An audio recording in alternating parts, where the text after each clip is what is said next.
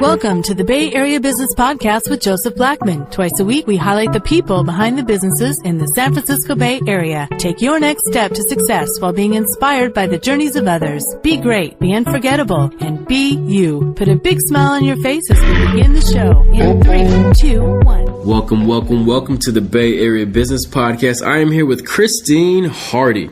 Christine, so we first met at my Rotary Club in Walnut Creek. I needed a speaker and you seemed pretty cool, so I said, hey, come on out and share your stuff. So Christine, what have you been up to? I haven't seen you in a couple months. Oh my gosh, I've been going crazy in the most exciting way, developing book after book after book. Nice. Okay, so 3 books? I thought it was just 1. 3 books, yeah. Well, the one is coming out in August. Okay, and what's this called? I'm excited about that. Unlock Your Victory Code. Love it. Unlock Your Victory Code. Yes, the key to hope, perseverance, and triumph. Beautiful. And what's it about? I mean, the title kind of speaks for itself, but can you give us a little bit on it? Yes, absolutely. So this book is really about finding what's within, unlocking what you're truly here to do, and giving you steps how to fulfill your calling. Beautiful.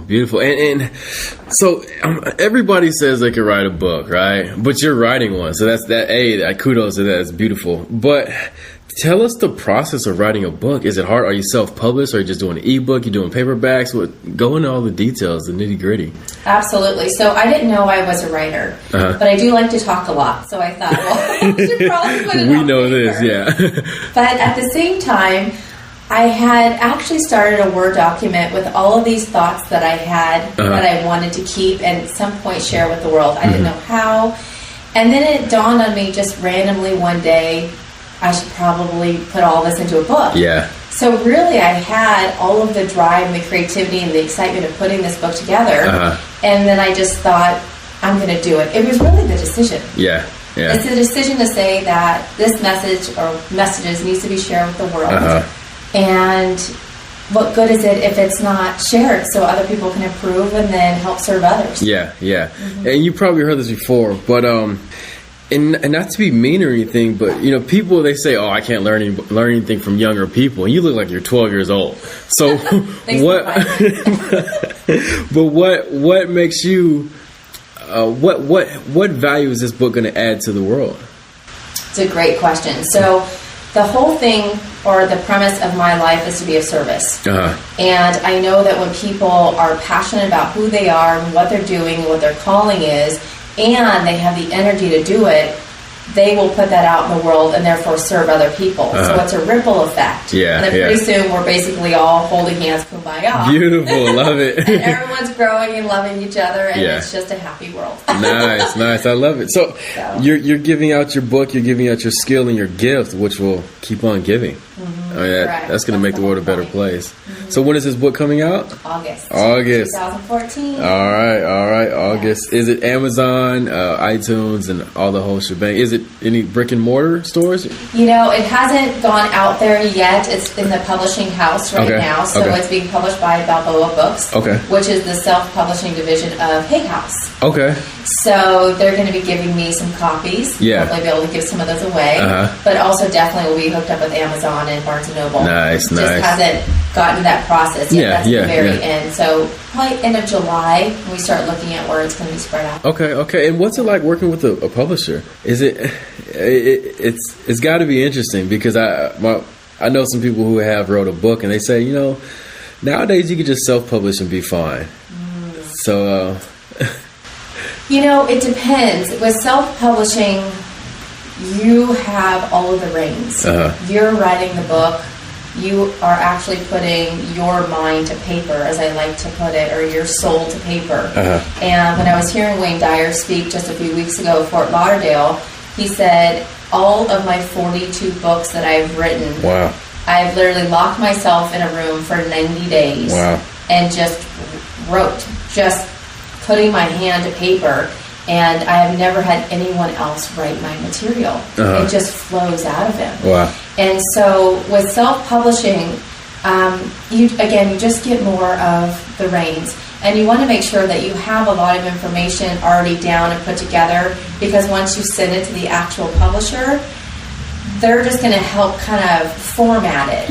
They're not going to give you ideas or anything. Your manuscript basically has to be complete. Wow. Okay. So it is a process. I have finished the book, but it takes 3 to 4 months just to go through the publishing process. Wow. Design and format. Yeah. So you have your cover artwork and all that done? That's what we're working on. Are you on the cover? Is your face on it? Oh my gosh. No? They want it to be. It should be. Come on now. Sell that thing. Oh, that's very sweet. I have a small picture on the back. Aw. But little we will thumbnail. see. All right. Anyway, so the easy part is writing a book, even though it's hard in its own right. But the hard part is marketing it. So what's your plan for that, getting it out there? So I think that's a golden question. And so I've actually tried to educate myself because everyone's so different. Yeah. When they do this, they all have their own different genre of how they're going to get out there. And the number one thing that Hay House says is to get up and speak. Oh, okay. You've got to be in front of people because they buy you. Definitely. Yeah. And therefore, of course, the message, and that's not a negative thing in that they buy you, it's that they need to have a connection, an emotional connection, an emotional tie.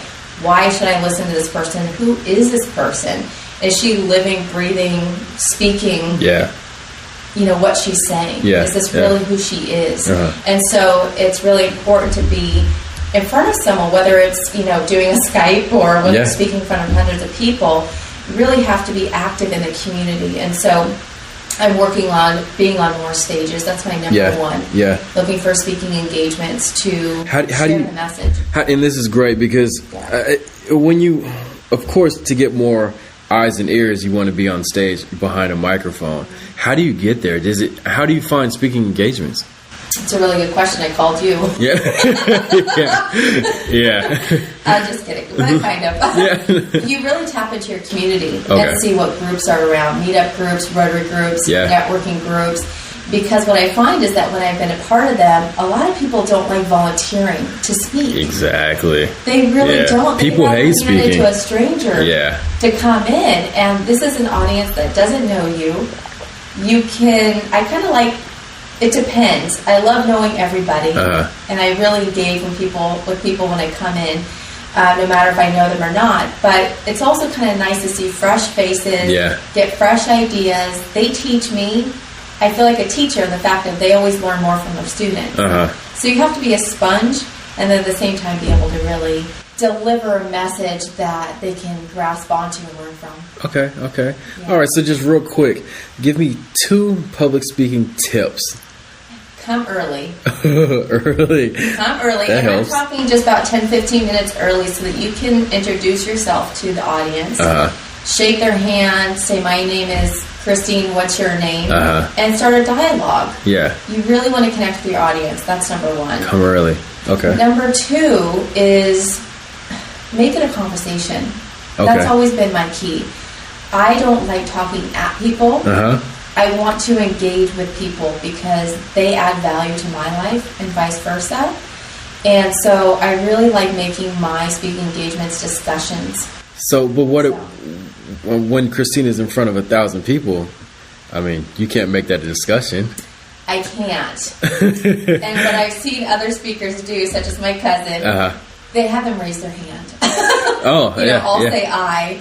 Or, turn to your neighbor and say this. Or, have the microphone passed around to different people just for a short period of time, which I can imagine myself doing because I want to hear from the audience. Yeah, and you seem like you're better, or you're good at the off-the-cuff answering questions as well. Love it. Yeah, good stuff. So who's your cousin? Darren Hardy. Okay. The publisher of Success Magazine. I've got that magazine. Yes. He's a good guy. I listened to his little CD thing. He's pretty cool. Good stuff. So has he been instrumental in your life, or you just probably seen his path and said, hey, I could do that too? Both. One, Darren is very busy. He travels the world speaking and educating thousands of people all over. I admire him for that. I admire his strength and his consistency, because whatever he says he's going to do, as far as how he's going to implement something in his life, he does it. Beautiful. So it helps people trust him and also respect him. And I admire those traits in anybody. I think that's huge when you're building any type of relationship. Yeah. That's nice. Seems like a good guy. So Let's bring it back. The book is called Unlock Your Victory Code, right? And it's coming out in August, so everybody go pick that up. But tell me a little bit about your journey. So what are you into now? What were you doing for the last 3-4 years? It's a great question. So nutrition has always been part of my life since I was very young. I had a grandfather that died at the age of 37. No. Just kind of dropped dead of a heart attack. Wow. And my father was young. He was 17 when he witnessed this. And then he became a young father a couple years later. And he was in the whole realm of, oh my gosh, I should probably eat healthy or else I'm going to die like my father in my 30s. So growing up, I had the influence of no sugar, no wheat, no processed foods. I just ate really healthy. So it's always been part of my mindset and questioning, why am I eating this way? All I know is that it's going to keep me alive. Yeah. That's all I know. And that's a really strong thing to hold on to.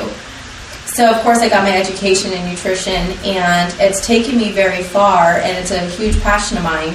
So in the last few years, I've been working on my business, my metabolic typing business, and developing this book at the same time, because what I find is that clients come to me and they say, I'm overweight. Yeah. But it's not about the food. I always say it's not about what you're eating, it's about what's eating you. Oh, okay. That's the in-depth part about it. And so this is kind of how this book came about, that it's deeper. If you're not fulfilling your calling, if you don't have passion for life, if you're too tired to fulfill your passion, if you're not able to really get through your day with any kind of excitement, you don't know why you're here, food is going to become the medicine that's just going to keep you going. Yeah. But how do we really dig under the foundation and start there? Yeah. Rebuild. Nice. So that's, I mean, it seems like you've been into a lot, and I know you have a lot more ahead of you. Keep it up. So, what are some setbacks that you've been through? Maybe a failure, maybe a speed bump in the road along the journey. That's also a very good question. You're good at this. A lot of good questions. No, this is wonderful. So, what I learned early in life, because, and I usually don't talk about this openly in public, but I think it's really important about my story, is that my mother's homeless. And she's been a drug addict and alcoholic her whole life. And my father's very successful. You know, went to college, got his degree, working hard all the time. And so what I learned at a very young age was you could choose to fail and not get back up. Yeah. Or you can learn from your failures and get up. Yeah. My mother never learned from her failures and is still where she's at. But I love her for who she is. It's kind of like loving someone from a distance and thanking them for the lessons. Yeah. So with anything that happens in life, I don't really have a huge failure. I think that having two black and white, as far as completely different parents, has given me the failure and success model. Really in front of my face, and it's always a choice. Are you going to fail and stay down? Are you going to get back up? And are you going to persevere and triumph? Beautiful. Right? Beautiful. Yeah. I love it. Learn from a distance. Yes. We don't have to necessarily go through those experiences. We can just learn from what they went through. Beautiful. That's exactly the message. Beautiful. So, moving forward in your business journey, where do you see your competition coming from? And what does competition mean to you? Or if you feel there is competition? You know, I've thought about this a lot because I was a competitive gymnast for 15 years. Oh, really? Okay. Yes, and so competition was basically drilled into me. Yes. I won my first medal at 6 years old at Sac State. 6 years old? University, and I was a competitor. Like, I was going to take anybody down in my path. But what I found that competition really means is I have more to learn and grow from. And it's a competition within myself, not with anybody else. It's how much better can I be? How much more can I serve? So it's a constant competition as how much can I stretch and strengthen my own resolve every day. It's about my journey. And when that's strong, then I can help express that to others. Yeah, you're competing with yourself. Right. Yeah. It's not about outside forces and having to beat them. It's about how do I get up every day and how do I serve others? From that place of the resolve of not failing. If I do, getting back up and learning. Yeah, I like to ask that question because there's so many different answers. I mean, being in sports all my life, competition is that guy on the other side of the ball. you know, or the guy who's trying to take your spot, or the guy in your spot. So now in business, it's, I mean, do we compete for dollars? Do we compete for just customers? Do we compete for likes on Facebook? But like you said, competing with yourself, that's the most driving competition out, I feel. Right. You know, and you just expressed that. It's being all you can be out on the field. It comes down to a team effort, of course, but if you're not independent and strong on your own, how are you supposed to be the team player? Yeah, exactly. And help everybody else at the same time to win whatever it is you're trying to accomplish, basically. Yeah. Beautiful. So what's your plan for growth in the next year? Are you planning on growing the business or just more speaking, the book? My plan for growth is to have a plan for growth. Okay. Okay. That's good. At least you're honest. Yeah. No, it's very much so, because I was listening to a CD by John Maxwell. Yeah. You know, the Success CD. Yeah. And he said at a very young age that he worked with someone that sat him down and said, "What's your plan for growth?" And he was 20-something years old. Yeah. He said, I don't know. I don't even know what a growth plan is. Yeah. What do you mean? And so he went home to his wife, married very young, and he said, "You know, this gentleman just said I need a plan for growth. I don't know what that means, but I'm going to figure it out." Yeah. And so for that whole year, he developed his plan of growth. And it was exciting because he said it changed his life. But he had to sit down and figure out what that meant. And every year it shifts and changes, of course, depending on what your goals are. Yeah. But everyone should have a plan, you know, for growth. Yeah. Definitely. Yeah. And right now I see that as, of course, more speaking engagements on a greater scale, and being able to put the book out there in as many hands as possible to change people's lives. Okay. Yeah. Nice. So how does Christine get better and smarter every day? What do you look for? Well, number one is I'm constantly listening to Success CDs. They play in my car. It is definitely an automatic thing where they're just revolving. I listen to the CDs over and over and over. Yeah. And then, of course, I read personal development books, and also books that really get to my soul. Meaning a book called Spirit 101, and it's about developing your spirit, who you are, and past all the ego, but what's underneath. What are you here to do? Basically, what I'm trying to support other people with. There's a lot of different ways to look at that. So for personal growth, it's about what you're reading, what you're putting in your mind, which I do every day. I do at least an hour of personal development daily. Nice, beautiful. Whether it's listening to CDs in my car or reading a couple chapters in a book. Yeah. Or actually, what's really helping me grow is writing my own books. Because you don't realize how much you have in you, or how much you really know, until you just allow yourself to sit and put it out there. Yeah. It's the weirdest thing. Yeah. It's really weird, and that's why I'm in the middle of 2 other books, because it's like I can't stop downloading. Yeah. And you may not be living it 100%. I'm not perfect. I'm still growing. But for some reason, it's solidifying the fact that it's in me. Yeah. And it needs to be shared. And it's almost as if I'm putting it out there and learning about what I should be doing. As I go along. It's crazy. Do you feel so fulfilling? And I always think this, and I always question this about authors, is the stuff that they write, do they live by it 100%? And do you ever think about writing something, but you might think again, I didn't really follow that this year or this month. I didn't really keep up with that plan. So do you put it in the book anyways, or do you hold off on it? It's both. It really is both. And I would love to bring up Wayne Dyer, because I think he's amazing. He sat there for 3 hours and spoke at the symposium. Yeah. He's the only one that can hold an audience for 3 hours just sitting in a chair. Exactly. And he said that he went to this foreign country. It's a very short story, and I don't remember the country. And he went to use the bathroom, which was, very dirty. It's not up to our standards, of course. And he said there was a gentleman there passing out dirty paper towels for him to wipe his hands off after he washed them. And he actually did take a paper towel, had this idea that, why am I taking a dirty paper towel? Yeah. And he walked out because he was about to give a speech to to these people out in this open area. It wasn't even in a facility. This was recently. About divine love and acceptance. And so he said, I had to stop and say, how am I supposed to give a talk on divine love and acceptance? Exactly. And I'm not taking a dirty paper towel from this gentleman who looks homeless. Yeah. He may have 12 children. Yeah. I don't know. Yeah. So he said, I went back in there. He went back in there. Yeah. I went back in there and I hugged him and I thanked him for who he was and for helping us. Yeah. And he said the man started to cry. And no one had ever saw him. Yeah. They looked through him but not looked at him. Yeah.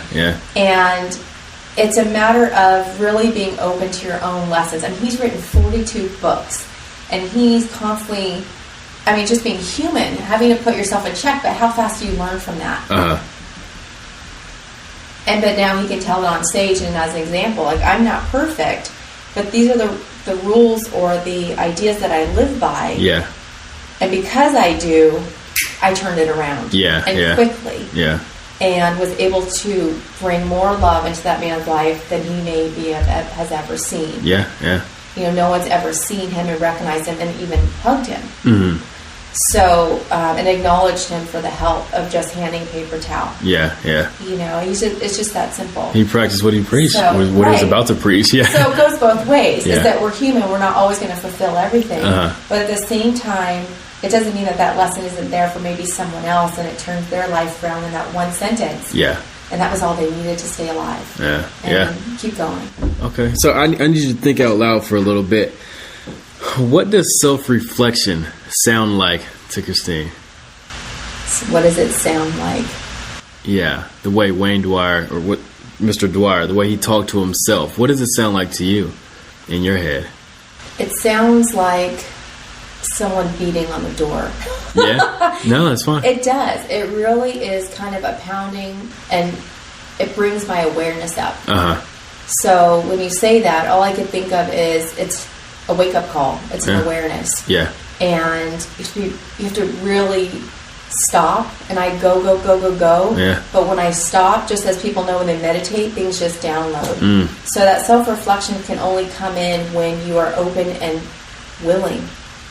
Yeah. Most people are doing a lot of other things during the day to keep themselves busy. Yeah.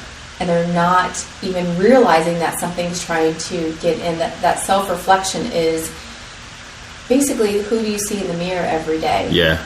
And some people can't look in the mirror. They can't. Yeah. Are you proud of it? Are you scared of it? Yeah. Are you angered by it? Yeah.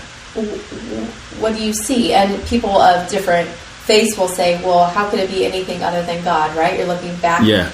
It's a reflection of you, but it's God looking back. So how can there be any anger, frustration? There's only love. Yeah. But it just depends on where you're at in your life and what you choose. Yeah. One thing I've learned through my journey is that ask yourself, am I thriving, dying, or just surviving? I love that. And so I'll talk to a customer, or I'll make a new friend, or at the end of the day when I'm in bed, like, did I survive today, just get by, or did I get better, or am I like on my way out? Am I dying? And it's an eye opener. It keeps you sharp. It makes you want to wake up the next day, or the next sales call, or the next cold call, and do better at it. And what do you do when you come across that in the evening, when you ask those 3 questions? If you were just surviving or just getting through, what's your actions for the next day? What do you do? Take inventory on what you've done or did, and know what you didn't do or what you could do more of.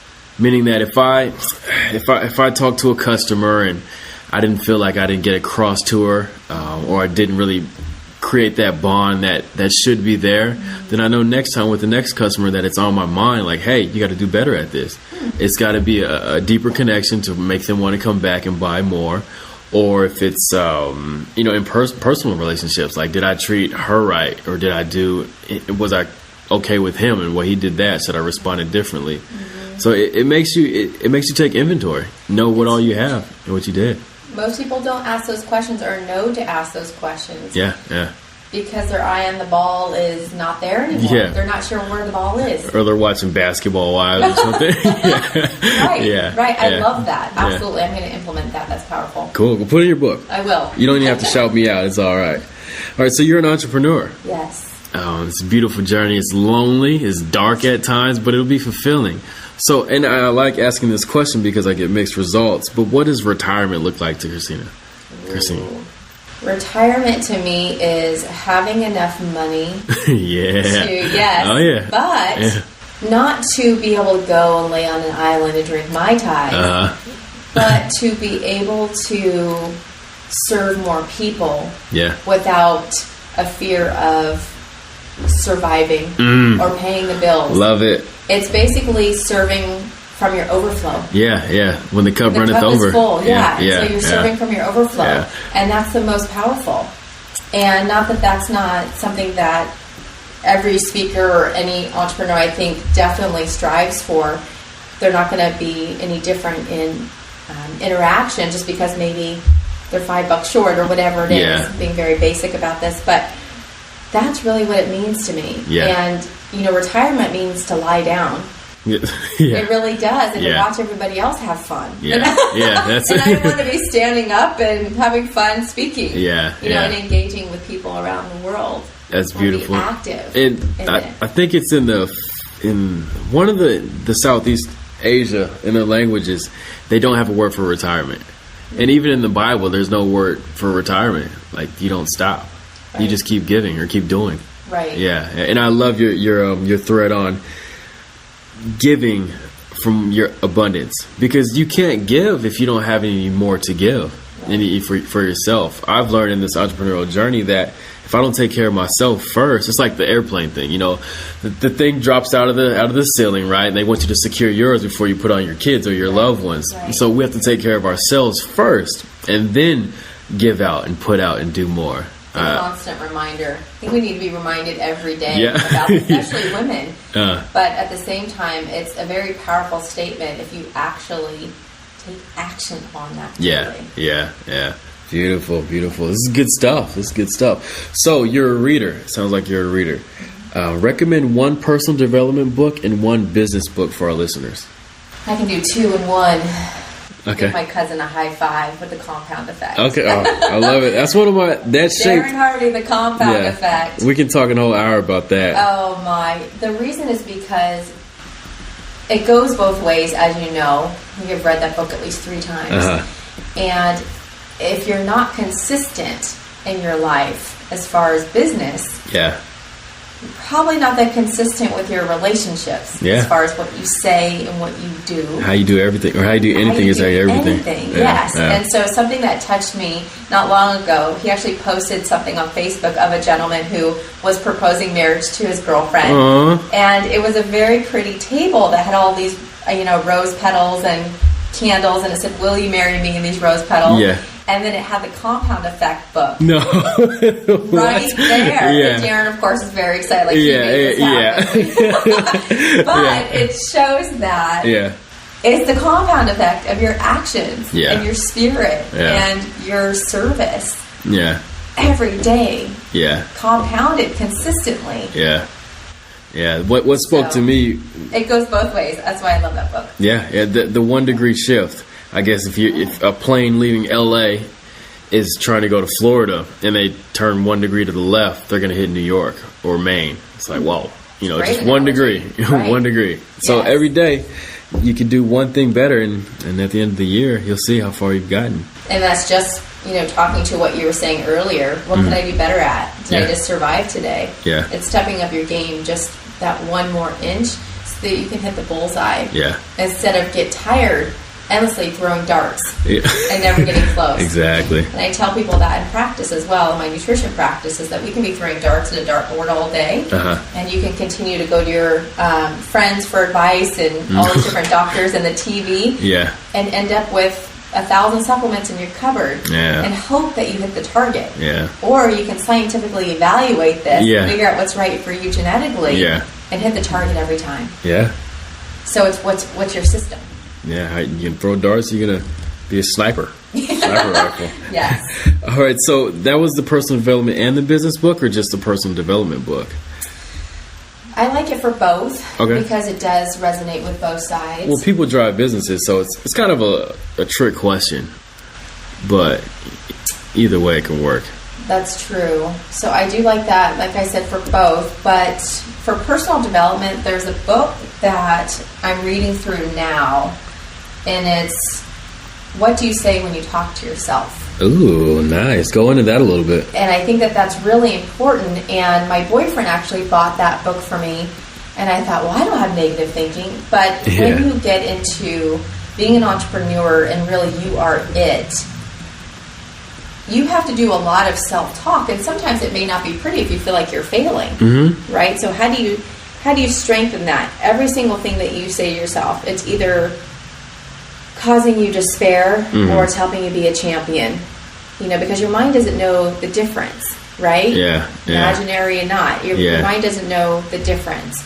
So what are you doing every day? What are you saying to yourself? What's kind of the mental feed that you're getting? And I think a lot of people have that negative chatter, or it's programming that they've had since they were children, and it's just this one phrase. Like I have a friend who says that when she was young, her mom said, "You will always be a hairdresser. You will never succeed in business because you have ADD." And so she believed that, but her mother also believed that. But she went strides and changed that thinking. She still remembers it, but it doesn't run her life. And she's gone on to run Comcast operations and be just amazing. So strengthening the resolve in your mind is huge. And I say, even if you have to write out how amazing you are every day so you can see it. Pen to paper really gets stuck in you. It'll either make you or break you, what you say to yourself. It sounds easy, but it's hard. Yeah, they say 74% of self-talk is negative. Yes. So people are talking bad about themselves all day. All right. Well, they're surrounding themselves with people and they don't even realize it. And that's part of what I say in the book is, are there people in your life keeping you in your smallness? Are they basically keeping you down and giving you that negative talk because they're afraid to look at what they could do in their life? Or are they keeping you in your greatness, helping you succeed and talk positively? Throughout your personal development journey, did you lose a lot of friends and family along the way? Because people look at us crazy when we try to get better, right? They do, and I have a handful of friends. I have a lot of acquaintances because I love people. I get along with people. But I have a handful of friends, and I know who to keep at a distance. And again, I think I learned that from childhood. I had to learn to keep my mother at a distance and love the parts of her that I could understand that wouldn't hurt me but would also excel me. Of this is who I do not want to be, but also how can I learn from this so that I don't fall into it. So you really have to choose wisely and be okay. But yes, people do look at you crazy. Just recently when I said, I'm going to start another business, people around me thought, you're crazy. Like, you're not even a millionaire of the other one. Why would you start another one? But then you go hear Robert Kiyosaki talk, and he says you're crazy to have 3 jobs because you're just being put into 3 tax brackets. Or you own your own business. You can be a little bit more excited about not having to pay the government so much. I love it. Personal development is where it's at. So how can we find more about you and what you do? So you got a blog, all this other fun stuff? LinkedIn, Facebook? I need to have a blog. As much as I write, I should have one. But they can go to my website, which is all about my nutrition. I am starting to put together a Victory Code site, which is very exciting. So you need to stay tuned for that. Intune, just INTUN, health.com. So it's Intune without the E, health.com. And that's really about it. And again, stay tuned for the blog and for the website because those are in development for the book and kind of the new launch of what's next. Nice. Do it. I'm excited for you. Excited for you. So the last question. If you had a friend come into town and they were starving, where would you take them to get a bite to eat that best represents the Bay Area? Can I share a secret? I'm very stuck up. No, that's I'm good. very stuck up, and everything has to be clean and organic. And when my birthday was up recently, all my family said, "Where's your favorite place to go?" And I honestly don't have a favorite place because I'm so stuck up. You're so picky with the menu? I'm so picky. It has to be good. Yeah. So honestly, by default, I go to Chow's, which is in Danville and Lafayette. And I know that there's other places, but they have, of course, organic foods and an array of good stuff. Rapid food, right? I'm not a foodie. No? You know, I'm just so happy with a salad every day. I'm like a rabbit. You know? Yeah. The other day I just said kale. Kale, wow. I'm crazy. Yeah. I think I'm part rabbit. Hey, if it works, it works. Keep my mind going. Yeah. Well, good stuff. This has been a great interview. I'm sure our listeners got a lot of great takeaways from you. Self-reflection is huge. Learning from a distance, being able to learn from other people's mistakes. That speaks volume. Any last quotes or comments you want to say? I don't think so. I'm just excited to bring out the best in other people and hope that they'll come on that journey with me. Beautiful, beautiful. Well, her book is coming out called Unlock Your Victory Code in August. Go get that. And Christine, I'll see you at the top. Sounds awesome. Thanks a lot. All right.